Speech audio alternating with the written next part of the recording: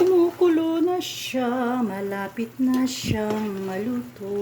O, diba? Tikman natin kung masarap ba kung mag-adobo. Parang kulang sa tuyo ang aking adobo. Tapos biglang umalat. Hindi na siya makain kasi sobrang alat. Diyos ko, Marius eh. Huwag ganon. Ganon. Huwag ganon. Huwag ganon. Sa halagang 200 pesos, ang ulam namin ngayon ay worth of 200 pesos. Diyos ko, Lord. Ay! Nausik yung sabaw. Nausik.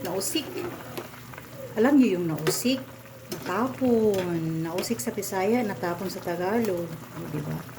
So, hanggang ngayon, walang araw dito sa aming lugar, sa Taguig. Sa Lower Bicutan, wala siyang araw. Kaya, inaabangan ko yung aking mga sinampay sa taas. Baka biglang bumuhos ang ulan at mabasa uli. Diyos ko, Lord. Bitikman natin kung masarap na ba siya. Parang adobo. Parang adobo. Diba? Antayin na lang natin kumunti yung tubig niya para siya ay naluto na. At pwede na siyang kainin.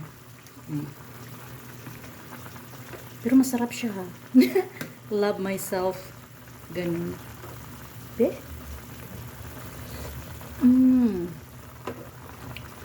Sakto lang yung timpla niya. Hindi siya maalat. Hindi siya matabang. Ganun lang yung timpla niya.